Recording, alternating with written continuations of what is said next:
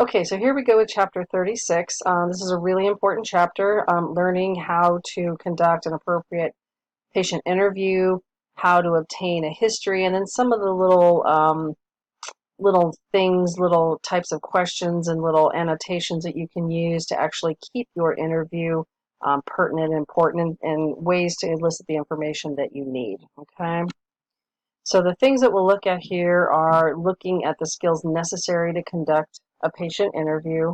We'll talk about signs and symptoms, a little bit of anxiety, depression, and then mental, physical, um, and substance abuse. We're not going to touch on the substance abuse too much in this chapter, but anxiety and depression are really significant comorbid conditions that accompany a lot of people when they come to the clinic. They might be there for, chronic headaches, chronic abdominal pain, and then you find out that they're not sleeping well and they have episodes of palpitations and they worry all the time. So we can uncover a lot of mental illness and mental issues and anxiety and depression just by having patients come in, even though it might be for another physical ailment. We'll also talk about the 6 C's for writing an accurate patient history, and that's going to be a really important factor coming out of this chapter. We'll talk about what a SOAP note is, um, where all of the history goes in, and what your part or what the medical assistant's part or um, what that your part in conducting that history will be, and where you write everything. And then as we go through this patient history using critical thinking skills. Now, there's a few extra things that we'll talk about in this chapter too. Those are the primary things that we need to look at, but we also will touch on patients' rights and what the HIPAA Act is. So that's the very first part of the chapter. So the introduction here is just to realize that anytime whether you're a medical assistant or whether you're an ultrasound tech and seeing a patient for the first time, it is important to realize that you are going to have a large part of preparing the patient's chart as far as preparing the patient to have an exam, as well as preparing the patient's chart. A lot of things are done electronically now, but you're going to be one of the first contacts, one of the first people that patient sees, especially if it's the first time at the clinic. So we'll go through, you'll be conducting an appropriate patient interview, and then recording what's necessary in the medical history. It can be difficult sometimes to narrow some people down. You need to be able to ask the appropriate questions and then still elicit the appropriate responses and not have too wordy of a SOAP note, okay? It's really important, especially when you're dealing with patients for the first time, to realize that how you conduct yourself during that first interview is really important, because whether or not you're smiling, paying attention, focusing, making them feel important makes a really big difference in the patient's attitude. If you ask a lot of short questions, you don't make eye contact, you rush them through the situation, they're going to feel uncomfortable and rushed, and they're going to have a bad feeling about the clinic. So that first introduction is really important. Okay.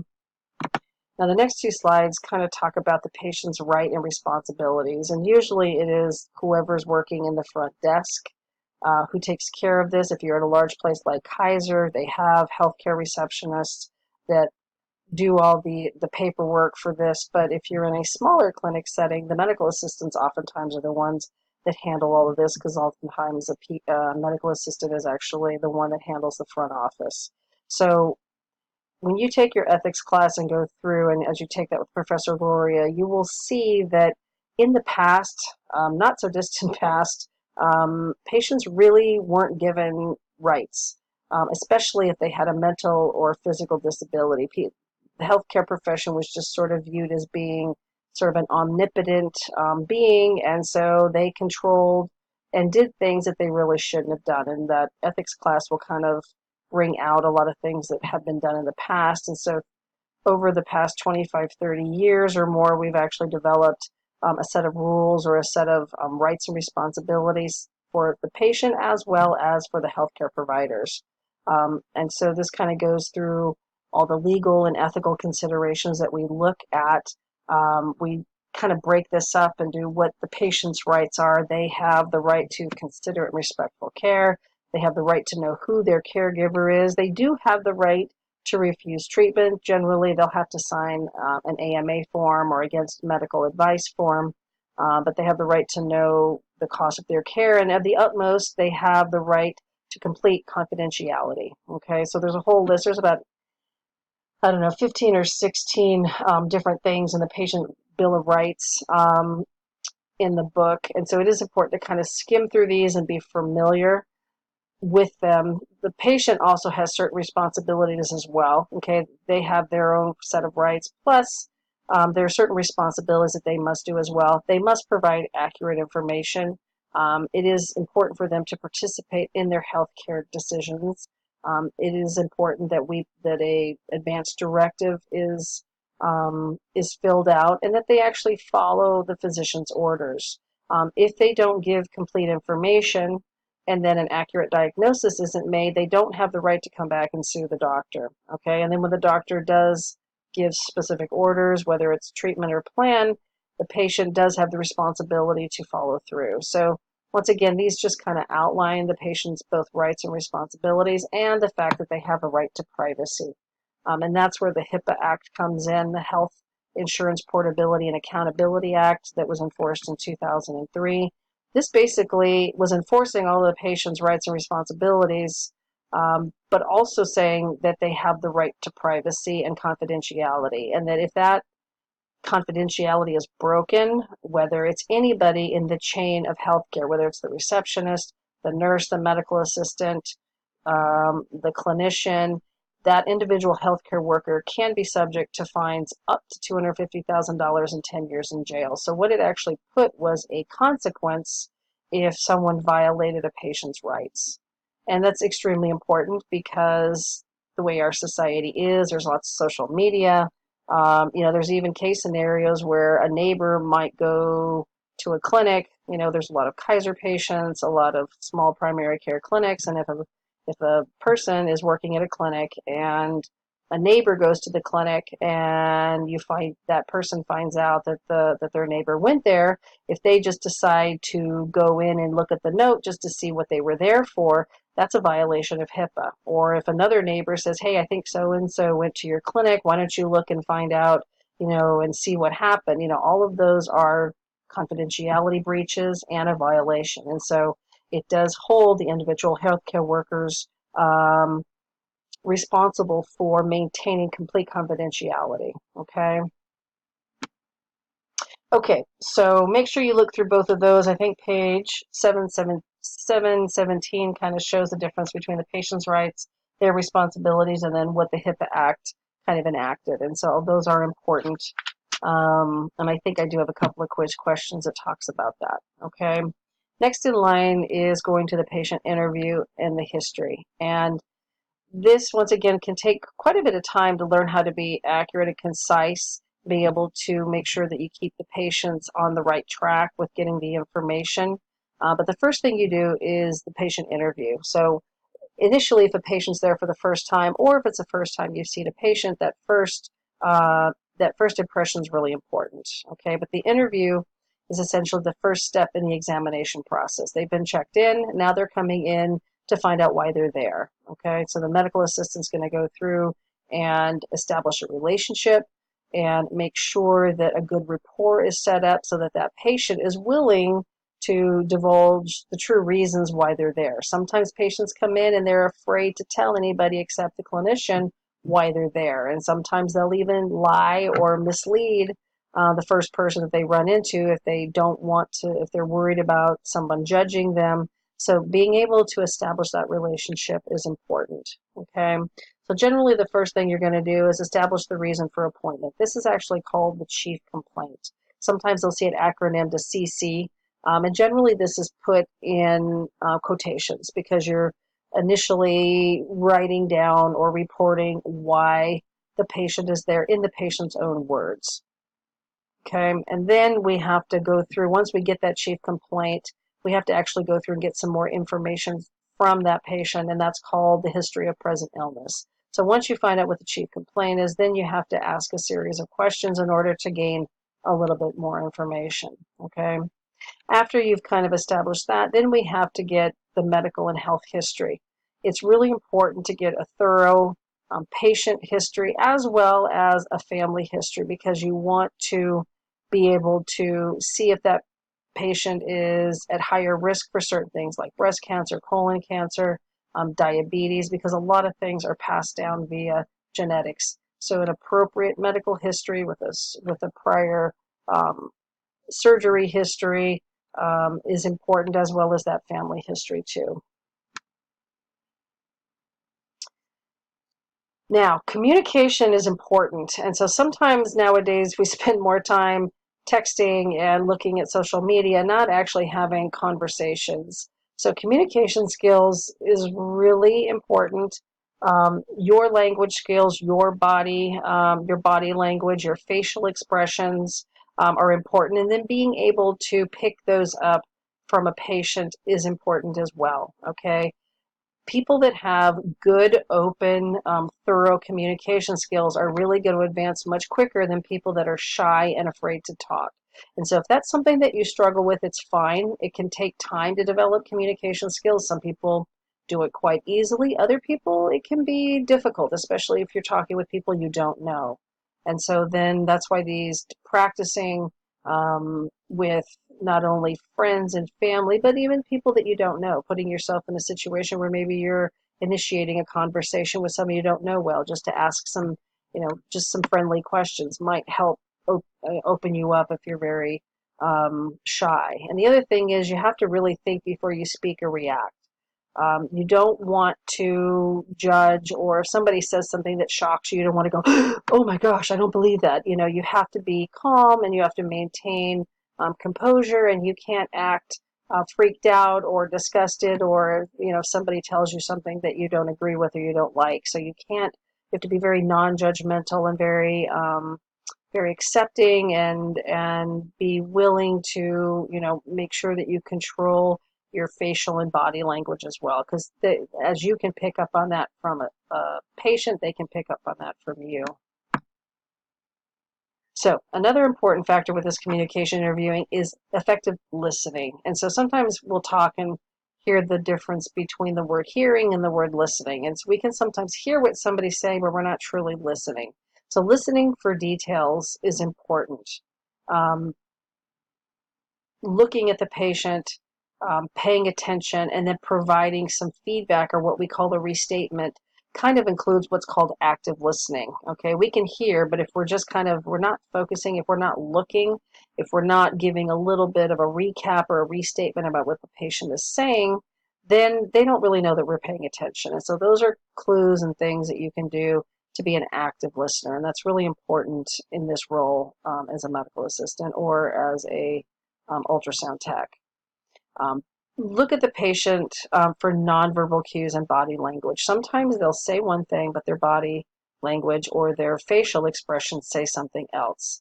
And so it's important to pick up on that. If somebody's telling you one thing, but their body language is not saying the same thing, it would be good to, you don't want to press or push, but if you feel like someone's not being completely upfront, making sure that you let the clinician know that you're working with, that are a little concerned that maybe what they're saying isn't completely true, or that you're not sure they're being completely forthright. At least then the clinician can have heads up and maybe ask a few more questions. Developing a broad knowledge base is important. You're never going to be expected to form a diagnosis. That's not within your scope of practice. But the more you know, the better. The more medications you know, the more diagnoses you know, the more tests that go along with certain diagnoses will help you feel more comfortable when you're dealing with patients, when you're reassuring them about issues, and when you're having to do discharge notes and check people out. It will make it a lot more comfortable, and you'll gain confidence by increasing your knowledge base. So always be willing to go to a conference, pick up anything. Don't feel like, oh, well, that I don't have to make a diagnosis. Don't feel like it's out of your realm. Just because you're not making the diagnosis doesn't mean that you can't increase your knowledge base, because it will help you tremendously as you proceed forward. And then during these interview skills, it's important to also kind of formulate a picture, okay?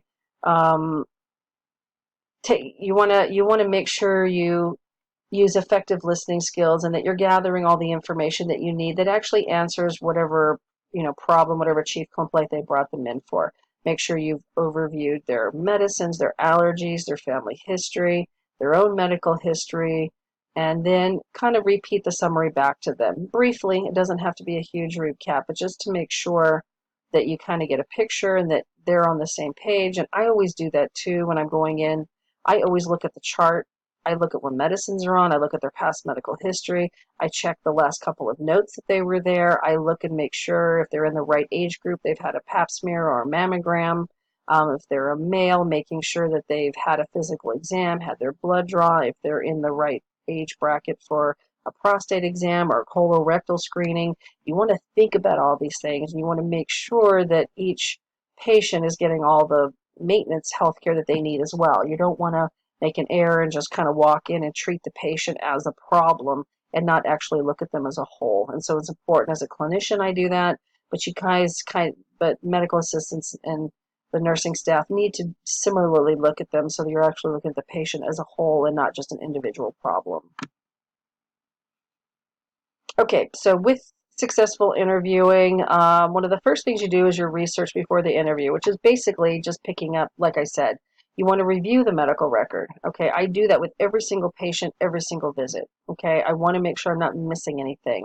I want to make sure I'm fully aware, especially if they've been there before. It's a little harder if they haven't, if they're brand new, but then you want to make sure that you talk to them about their prior issues and start gathering records from other places so that you have a full picture of that patient. Okay, you want to note anything that might impact the health. If they've got, multiple medications, making sure if they have allergies, anything health-wise from the family. Is there a family history of breast cancer, diabetes, anything that might be a health risk for that individual, okay?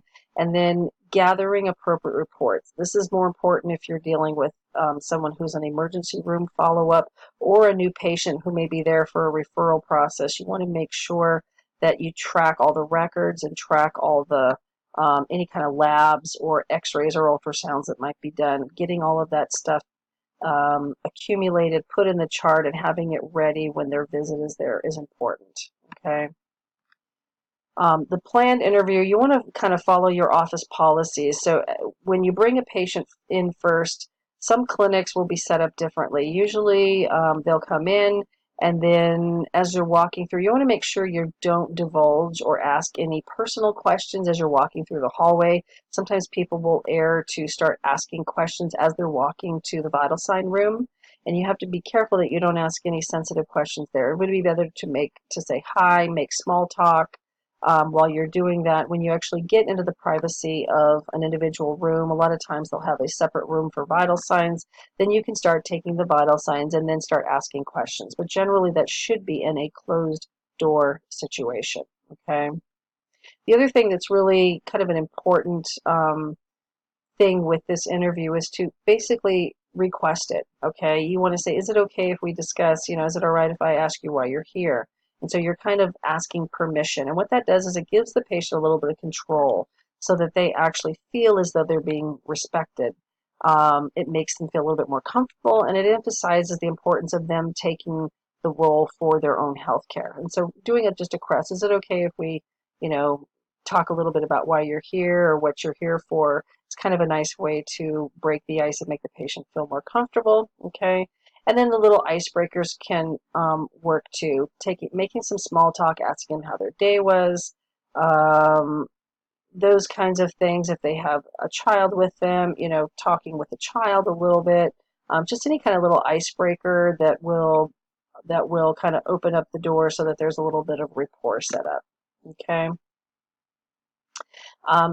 Like I said, it'll depend on what clinic you're in. Most of the time, vital signs are going to be done behind closed doors. So you want to ensure privacy and no interruptions. Okay, it's not good practice to have people interrupt 3 and 4 times while you're trying to get the information, because that disrupts the rapport that you're trying to set. You do have to be careful with certain topics. Watch for the nonverbal clue. You're not, not only the patient's nonverbal cues, but also your own. Part of getting this medical history is going to be getting some personal things like not only their own medical history, past pregnancies, last menstrual period, medicines that they're allergic to. It's also asking a social history, which can include what their job is, how many times a week they exercise, as well as a sexual history in certain situations. And so you might be asking whether or not they're sexually active, how many partners they have, whether or not they have male and female, one or both. So you're getting pretty sensitive topics. And sometimes when you start approaching that topic area, sometimes patients will get defensive. And so they sometimes go, well, why do you have to ask that question? And then you have to be calm and say, it is part, especially if you're if you're asking questions, if they're there for anything that might be sexually transmitted or a pap smear, those kinds of questions are important. And if they don't like answering it with you and they don't feel comfortable, then you can say, okay, well, then the clinician will most likely, want to discuss those topics with you. And so it would be okay to say, hey, they filled out the whole sheet, but they don't want to talk about their sexual history with me. And that would then be to the point where the clinician would have to ask. And I actually had a patient ask me, why do you have to ask that question? But sexual practices can increase the risk of certain, communicable diseases, and so it's an important thing at times to approach. So once again, be very careful if somebody tells you they've had 100 partners. You don't want your mouth to drop open and go, oh my gosh, So you have to be careful to be non-judgmental, no facial expressions, nothing like that. You want to make sure that you're very neutral and just gathering information, but you're there as a support and advocate for the patient, not there to judge them. Okay. The other thing is too, you don't have to give a diagnosis, okay? You really don't have to give your own opinion or a diagnosis. If, always say, refer to the physician if they ask you a question that you're not familiar. Once again, go talk to the clinician, okay? Know your scope of practice. The more your knowledge base increases, the more comfortable you'll feel at least answering simple things, but always remember that you can always defer back to the physician and don't answer anything that you don't feel comfortable, okay? At the end of the interview, summarize key points and then ask the patient if there's any questions or is there anything else that I missed, or do you have any questions about what we discussed? That's always a nice way because you're concluding it and, giving the patient some control over the situation. Now, these next two charts are really good. They're noted. They're in the book. Table 36.1 is broken down into these two areas. So the first slide here shows different ways that you can actually have a successful interview. And so there are 7 different effective techniques that you can use to try to elicit a good positive interview. And so asking open-ended questions. Okay, it requires more than yes or no. When you ask a closed-ended question, then you don't allow that patient to get more relevant information. And so it is very important that you get information. There are some people that will go a little overboard, and so trying to tone those people down a little bit can take some time to learn how to do that. But you don't want to close people off. You want to give them an opportunity to give some information about their situation. Asking a hypothetical question. This doesn't have to happen all the time, but there are certain case scenarios where asking a hypothetical question might kind of find out what the patient's knowledge is and whether or not their knowledge is on the right, is accurate, on the right track. So this might not be something that happens all the time, but it can work in certain scenarios. Mirroring and verbalizing the implied is important because the mirroring is sort of a combination of what we talked about, active listening, where you kind of restate what the patient said in your own words. It's sort of a paraphrase. And you want to make sure that what you're saying, because usually if it's correct, they'll go, yes, that's true. If you said something and maybe they said it in a way, and then when you state it back, they go, wait, that's not quite right. They'll usually say that. So that way you can make sure that you're clearly understanding what they're saying, okay? Focusing on the patient's probably one of the most important things. Focusing really indicates that you're listening. How can you focus? You look at them in the eye. Avoid typing or writing when the patient is talking, okay? Look at them, ask the question, and then once you've made eye contact and you feel as though they've answered it, then you can type or write or what you need to do. But typing in as they're talking can sometimes make them feel like they're not important. And so you always want to try to make sure that you are making eye contact and then restating back in a little bit of a summary what they've said, okay? You also want to encourage the patient to take the lead so that it kind of motivates them to discuss and describe the issues in their own way. You don't want to put words in their mouth, which is sort of speaking for them. And so sometimes that happens when they don't quite know what a word is. If you fill in the blank, they'll go, yes, that's what I'm looking for. That's okay. But you want to try to always encourage them to use their own words and explain it in their own way and not lead them to say something. Okay. And then, like I said, you always want to encourage the patient to provide all the information that they need, provide clarification of things, and then encourage the patient to evaluate the situation. And that's where the reflection kind of comes in. You want to make sure that that you get that patient's point of view, and then using those restatements and those reflections to actually make sure that you're getting a clear picture of everything. This next slide kind of goes into a few of the things that are considered ineffective interviewing, where you ask closed-ended questions that doesn't really give the patient a chance to explain things, and it requires generally a yes or no answer. And so we don't want, that's not a good interviewing technique. You do really want the patient to at least elaborate a little bit, okay, within reason. You don't want to ask leading questions either, okay, because that suggests that you're expecting a certain thing. And so sometimes patients will agree just because they don't want to deal with it. And so you want to avoid leading a question so that the patient isn't able to give their own information, okay? Challenging the patient, you have to be careful with too. If the patient, you don't want to take an opinion. You don't want to take a side. You want to just merely be collecting the information. If you challenge the patient, they may become defensive, and then they're not going to want to tell you things. And so that can be an issue. And so you want to make sure that you don't challenge the patient. You don't really want to agree or disagree with them either, okay? Because you don't want to imply that either you're right or wrong or that the patient is right or wrong. And then the last one is probing. And so you have to be careful. You don't want to probe too much. Sometimes you do have to ask questions. Sometimes when you feel like patients aren't divulging things, you can probe a little bit. But if you really feel like they're hiding something, or if they don't feel comfortable talking to you, then once again, it's better to go to the clinician and just say that you've asked some questions and they answered some of them, but that they seemed apprehensive and they didn't want to open up. And so if that's the case, then just let the clinician know, and then the clinician can kind of try to use some other techniques to get that information. So when they actually say your role as an observer, what that basically is implying that you need to not just look at what they're saying, but look at the nonverbal communication. And a lot of times the nonverbal body language and facial expressions can actually give you more information than what they're saying. And in some cases, that's not always the situation, but there are many times when people are dealing with depression, anxiety, and a few of the things that they touch in this chapter, possibly even someone who's being physically or emotionally abused. A lot of times that nonverbal is going to be more telling than what they're actually saying. And so paying attention to that, and using words to say, well, you seem awfully sad. Is there anything that might be causing that? Finding ways to, elicit some more information if you're sensing that they're having some issues that maybe they're not saying, okay? So the two things that are here are anxiety and depression. I kind of bounce back and forth. These are very, very common entities and comorbidities that you will find in the clinic setting.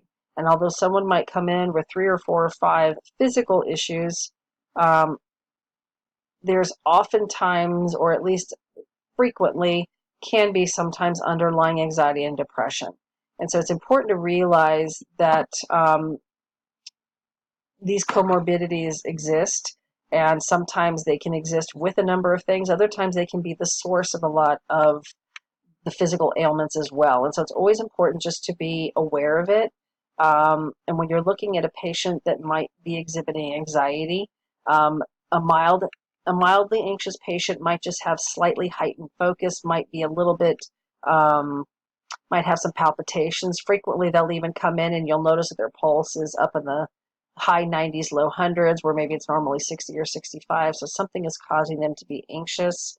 If someone is has severe anxiety issues, they might seem like they've got ADD or ADHD, where they just can't focus, and they're flighty, and their thoughts don't quite go together. And so it would depend on the scenario of what you're dealing with, but both of those are possibilities. And so either situation can make it difficult to get that interview process going and to hinder a good, effective interview process. So if you do find that time, trying to talk to them and say, your heart's beating awfully fast, or, it seems, are you a little anxious about this? And then sometimes they'll go, oh, yes, I'm so anxious. I don't know. I'm so nervous to be here. So a lot of times that can even open the door. Okay. Depression is another comorbidity that we deal with, and a lot of people will come in and sometimes have multiple symptoms. The most common classic symptom is profound sadness. However, there can be, I believe there's 11 or 12 other additional um, problems that can accompany someone who is having depression symptoms that can include, but not just these, but many more: difficulty falling asleep, difficulty um, staying asleep, getting up way early in the morning, eating too much, or loss of appetite, loss of energy, anhedonia, which is loss of something that you normally feel energetic about doing, crying episodes. So there's a whole host. There's like 11 or 12, and I think if you exhibit 4 or 5 for a straight 2 weeks, then you can classify for depression. And so it's important because a lot of people that are depressed will have multiple other symptoms too. They can have body aches and fatigue and um, disruption in their sleep patterns. So a lot of things can go along with it. So identifying someone that is depressed is important because there is a lot of treatment out there, and sometimes it takes a while sometimes to find the right combination of things, whether it's medicine and counseling or whatever the situation may be. But there is treatment for it, and so it's important to get those people treated as soon as possible, or at least on the road to finding out, ways to help that person. Um, our clinic does a mini depression scale, usually 2 questions asking about profound sadness or um, lack of hopelessness. That's another one, that sort of a mini question. If somebody answers yes to either one of those, then it elicits the medical assistant or the nurse or even the receptionist to give a full-fledged, a full scale uh, depression evaluation. It's just a single sheet questionnaire, and it doesn't make the diagnosis, but if someone scores really high, then we kind of might go, okay, we've got some other things going on here, and it would elicit more questions during the exam. Okay. When we're dealing with adolescents, we'll deal with the chapter, I believe it's chapter 39 or 40, that talks about pediatrics. They will mention depression, anxiety, and addiction and substance abuse in that chapter. But it can be difficult to distinguish addiction and substance abuse from anxiety and depression in adolescents. So if there's any of these that seem like it might be there, just notifying the clinician is important, especially those that might be working in a pediatric setting. When you're looking at middle-aged and elderly, the middle-aged life, what they call middle-aged, sort of your life crisis, are you going through a middle life crisis, can be sometimes what triggers depression. A lot of women come in their mid 40s, early 50s with menopausal symptoms, and so a lot of them, depression can accompany that time as well. And so we generally frequently will look for depression along with people that are having menopausal changes. And then in the elderly, it can be really difficult because a lot of elderly, not all, but many of them have multiple health issues. They're taking multiple medications. Sometimes medications can make the patients depressed, but so can their medical issues. Diabetes, cancer, a lot of chronic health illnesses can exist in a comorbid state with depression too. So sometimes elderly will seem like their mentation is different, and so sometimes they'll mistake it for senile kind of situation. So getting information from a family member when you're dealing with an elderly patient is always important. And so the book also goes into a little bit about physical and psychological abuse. This is something that we also screen for as well. We have what's called a DV, or domestic violence screening sheet. Have you in the past year been in, or been abused mentally, emotionally, physically? And pulling this stuff out is important because a lot of people will, don't even sometimes know they're being abused. They just think they have to take it. And so This kind of shows some of the signs of abuse: head injury, skull fractures, burns, um, bruising. I think the biggest thing that you'll see in a clinic setting is multiple bruising in various different stages of healing. And so sometimes it's on their upper body and kind of, usually if it's their lower shins, that's kind of common. But when you have people, when they have upper body bruising around the neck, the face, the upper arms, then there's worry that maybe somebody is being physically abused. And so asking those questions, my goodness, there's a lot of bruises. Where did those come from?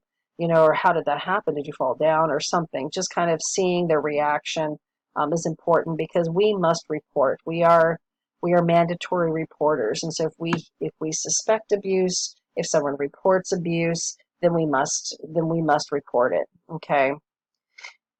And so it's important to ask those questions, because sometimes what comes in as maybe abdominal pain turns into someone that's being a victim of domestic violence, and then the whole scenario changes. When you're looking at kids, other signs of abuse, when you're kind of reversing it, looking at childhood, when you're looking at children, failure to thrive, which generally means that that child is not growing the way they're supposed to, whether height-wise or weight-wise or both, which could be because they're not getting enough fluids or because they're not getting enough nutrients or food. And so a failure to thrive is sometimes, there can be other reasons that cause that. More prototypically, you would have delayed medical attention, where the kids have maybe got some scars that should have been sutured but weren't. Genital injuries are probably the biggest one, when there's bruising in the genital area, whether it's a male or a female child. And so when you're dealing with an interview and possible abuse, it is very important to realize that when you're looking at it, sometimes, especially if you're dealing with women, women often feel ashamed. They feel like it's their fault. There's always this blame issue. It's my fault. And so it's important to be non-judgmental and to listen and to make sure that you express empathy and understanding. Okay, women, children, and elderly are the most common age areas, or most common ones to actually be abused. Women, I believe, the book talks about as being the highest, especially when we look at domestic violence. When you look at physically handicapped, that's always a risk as well. Okay, and so make sure that you report any suspected abuse, especially if they admit something to you. Always go straight to your clinician and let them know, okay, so that they know what they're kind of dealing with. Always have hotlines, crisis lines, numbers available. They're usually at every phone in a clinic setting, but make sure that all of that is available to give to the patient. And always make sure that any suspicion, you report it to the clinician that you're working with. Things to look for with substance abuse and addiction. A lot of times it comes better when you can get more information if you have a family member there who's maybe living with that person. Um, Things that will start to happen is you can have mood changes, erratic behavior. Sometimes appetite will change, and oftentimes what you're dealing with is a decline in work and relationships. So the person's struggling with any relationship in their household, their friends, and then they oftentimes are frequently missing work, especially Monday if they happen to be people that drink more on the weekends. So when you start finding people that miss Mondays a lot because they've been drinking too much over the weekend, that's another kind of thing to look for. Okay, so we kind of talked a little bit about anxiety, depression, a little bit about substance abuse. All of those things are important to realize, because you will come across those in your daily setting. Now, they're not going to happen with every patient, but you have to be alert and sensitive and ready to deal with it if it's there. Okay. So now when we're actually looking at documentation of patient information, there's something called the 6Cs. And so as you go through, and I know you guys will be doing your SOAP notes, and it does take a little bit of time to learn how to do it in a concise way, but that's why there's 6Cs that you look at as far as ways to remind you of how to take a good, productive, concise interview. And so number one is the client's words. You always want to use the words exactly. Be careful to not write elongated, long paragraphs of what the patient is saying, okay? We'll go through it in class, but you want to make sure that you get the gist of the importance of what they're saying, but it's got to be concise. And that's the fourth one that's listed there, but you want the patient's words, but everything that you report, it needs to be concise, all right? You want to make sure that it's clear that you're using medical terminology with precise descriptions. You don't want to hem and haw and write elongated full sentences. It's going to be medical terms that are precise and concise, okay? The completedness, you always want to make sure you're filling in. This kind of revolves around forms. So if there's any forms that needed to be, whether it's a worksheet or not a worksheet, but like a work excuse or any forms, physical forms, you're going to fill in all the forms with completeness, okay? When you're looking at dates, you have to insert them in chronological order. When you have a progress note, it is usually the most recent first, and then it goes backwards. And so it's usually in reverse chronological order. But anytime you're going to put dates as far as medical history, maybe when they had surgeries, you always want to start with the farthest away and then move up to the most recent. And then of the utmost is confidentiality, which is part of our HIPAA. We already talked about that, but everything that they tell you is confidential. You can't run off and say, if you're talking with another colleague about something that's going on, that's fine, but it has to be completely relevant and pertinent, and it can't be in front of a bunch of people. It has to be with the healthcare team that you're working with, okay? And you can't talk to other people about it. Confidentiality is extremely important. So we're looking at the contents of a chart. Generally, they'll have some sort of registration form. Things vary a little bit now because our charts are now electronic and not paper. Before, back in the olden days, we would have a registration form on the front that showed all the patient's information, their insurance, so you kind of knew what you were dealing with. The patient's medical history will be in there, past medical history, past allergies, current allergies, past and current medications. All test results, any labs, blood work, x-rays, CAT scans, any of those things are going to be, all of that will be included in the chart as well. Records from other physicians or hospitals if they've ever been in the emergency room, if they've ever had any operations, surgeries, you're going to want all of that information in the patient's chart as well. All of the physician's diagnosis and treatment plan per every time that they've been there. Informed consents, if they've ever had any procedures done, then you have to get informed consent. So you will keep those and not dispose of them because it's part of the chart as well. And then any discharge summaries, generally every time a patient is discharged, there will be a summary that is attached to that. Okay, so it's a pretty thorough endeavor.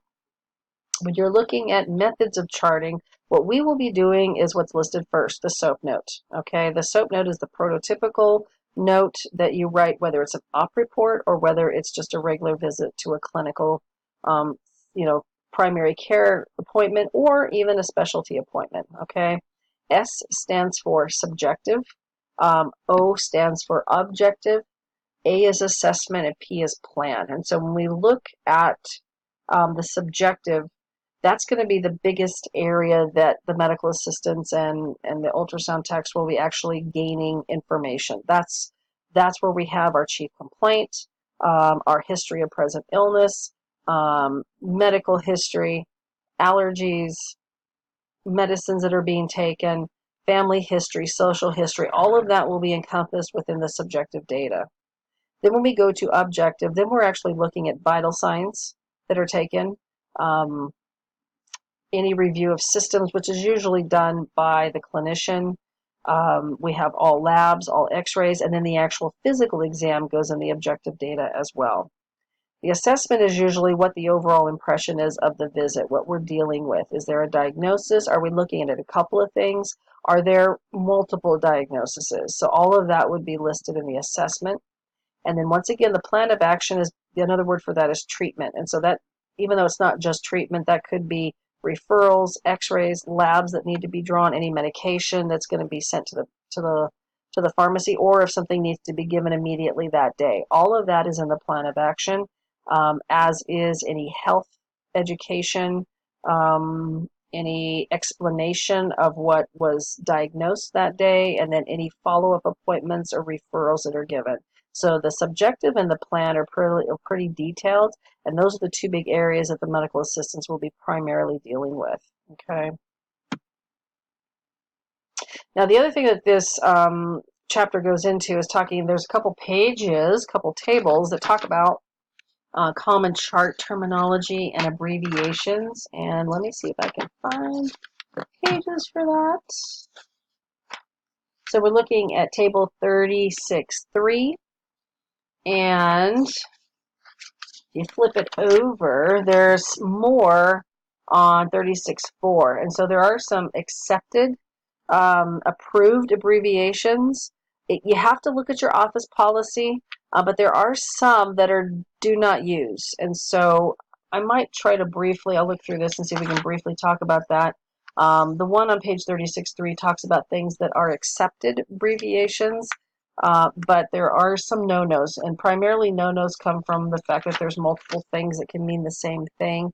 And so I'll see if I can find some of the no-nos. Most clinics will have anywhere in the clinics, in the clinician's office, or even in the nurse's station, they'll actually have a sheet posted somewhere that says these are the no-no abbreviations, making sure that you don't actually use things that could be mistaken for multiple things. Okay, and I believe table 36.4 kind of talks about those a little bit. Okay, what some of the mistakes, one of the no-nos and what the mistakes are. So, okay, so as we go through recording the patient's medical history, this is a real big issue and a real big thing that you guys will have to be doing as far as the subjective goes. It includes pertinent information to do with the patient. It will talk about the patient's family's medical history, that patient's surgical history, years that are associated with that, allergies, any medicine or drug allergies, any food allergies, any current medications, past medications, and those generally need to be done on a regular basis. Now, the surgical history might be once a year, even the family medical history might be once a year, but allergies and medications need to be updated every single visit that they go in. If they're there 12 times a year, those need to be updated and checked because something could have changed, okay? So the first thing you're going to do when a patient comes in, you're going to establish your rapport and get everything ready and make sure that you have your confidentiality, you're in a quiet room, and then you're going to want to determine the chief complaint. Now remember, the chief complaint is what the patient is saying. Oftentimes, or generally, not oftentimes, but it's in quotations. I don't know whether the electronic health records actually allow you to do that, but basically it's the few words the patient is indicating. I have abdominal pain. I had left ear pain for 3 days. And so that's your chief complaint. It could be I'm here for a physical exam. And then generally you're going to do a lot more questions and a lot more is going to be elicited. But that's what your chief complaint is. And it's usually a acronym CC for chief complaint. And then there's an interview technique called the PQRST.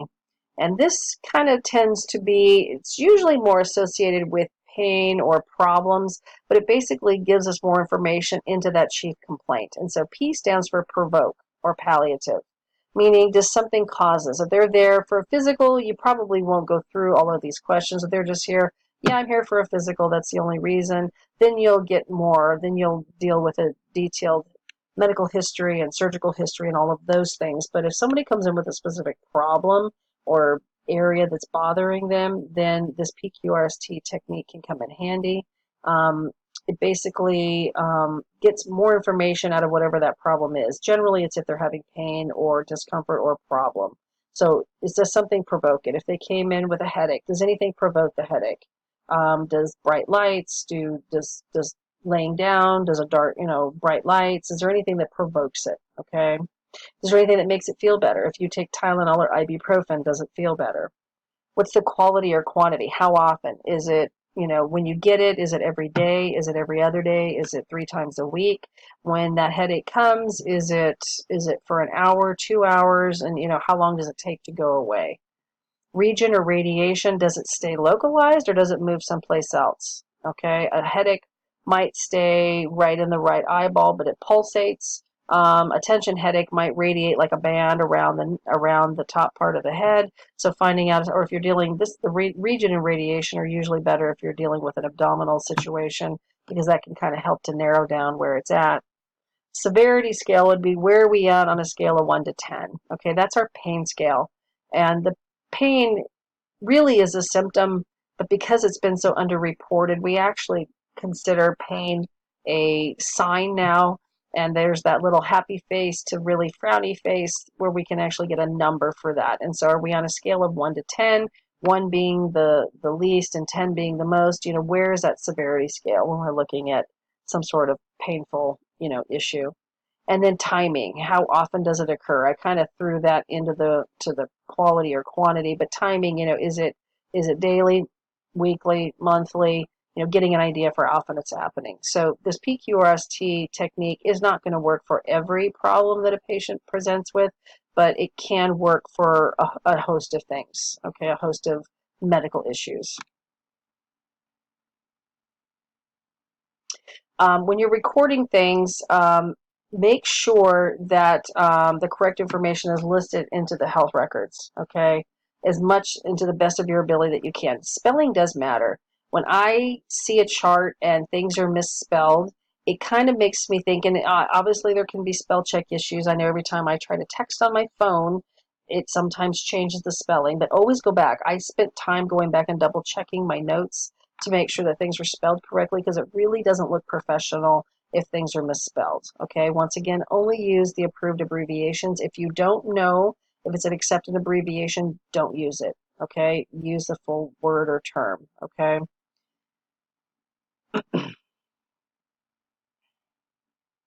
This isn't as significant right now, progress notes and guidelines, because most things are done electronically, but you're basically going to arrange in reverse chronological order, with the most recent being on top and the older going down. You want to keep it in reverse chronological order. Almost everything you do, you're going to put your initials next to it. I have to sign everything that I do. Medical assistants have to initial it. If they've done vital signs, they have to initial it. If they review the medical medicines, they have to initial it. If they send off labs or some tubes for labs, you got to initial it. And so just always be prepared to sign things or initial things. Patient identification information is important on all of the sheets that are in a medical record, as is any labs or things that are done. Your analysis, you always got to make sure. We use stickers nowadays usually to label everything, but labels with their proper identification, date, time, and initials is crucial. The term polypharmacy is probably more pertinent with geriatric patients, but it's not isolated to geriatrics. The more medical conditions you have, the more diagnoses, the more medications you potentially take. And so polypharmacy basically refers to people that have a lot of different medications, and might be at a risk for having multiple different medications being used that are the same thing. And so you really want to encourage patients to bring, if they can't, bring in, always keep a written list of their medications with dosages and milligrams and how often they take them. But you also want to make sure that they're primarily working out of one pharmacy. Sometimes when a patient's got a primary care physician and then a gastroenterologist and a cardiologist and a neurologist, sometimes they'll overlap and give the same medication. And so you want to make sure patients will come in and they've got 3 different forms. They've got ibuprofen, Advil, and Motrin, and those are all the same thing.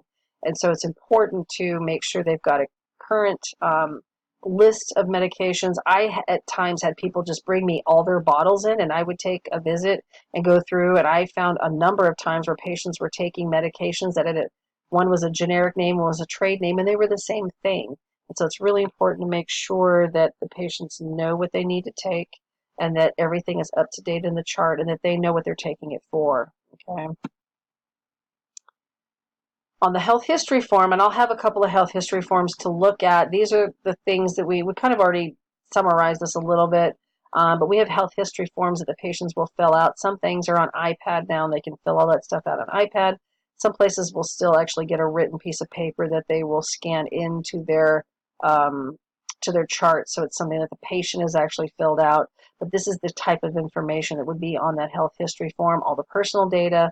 What I told you was the chief complaint, acronym CC, which is basically the reason why the patient made the appointment, in their own words, in quotes, short and specific. The next thing that comes after the chief complaint is called the history of present illness. We call it the HPI. That gives us a little bit more information. That's where we can start using that PQRST where we're asking a few more questions, and how often it's coming, how the severity of pain, if there is pain, or the severity of freakness, timing. All of those things can fall under that history of present illness.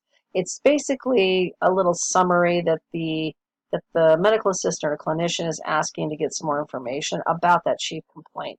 But it is important to ask the right questions and keep it short, sweet, specific, and concise, but still getting all the information down. Okay. Past medical history, all the prior health problems, all the medications, and any allergies.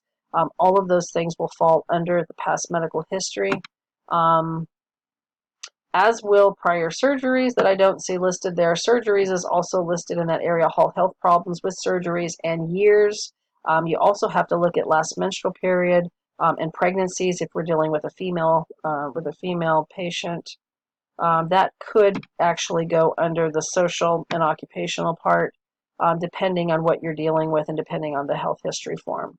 Family history can sometimes help determine the cause of a current problem, but it also guides with health prevention, health maintenance, to make sure that, especially when you're looking at age groups, you start getting over 40, and a lot of things have to be, a lot of maintenance issues have to be dealt with, and so making sure that you get that family history, heart disease, diabetes, cancers are important because it helps guide on what you're going to do for that current patient.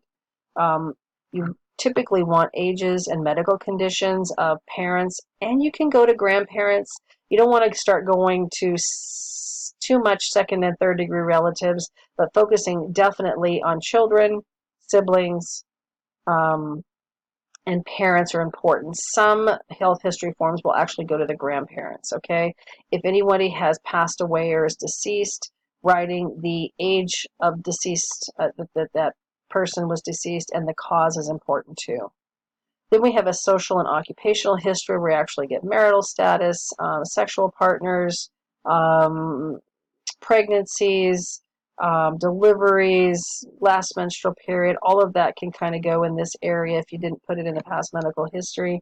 The occupation, because sometimes if somebody comes in with carpal tunnel but they work as a cashier, it makes a difference, so you always want to get their occupation.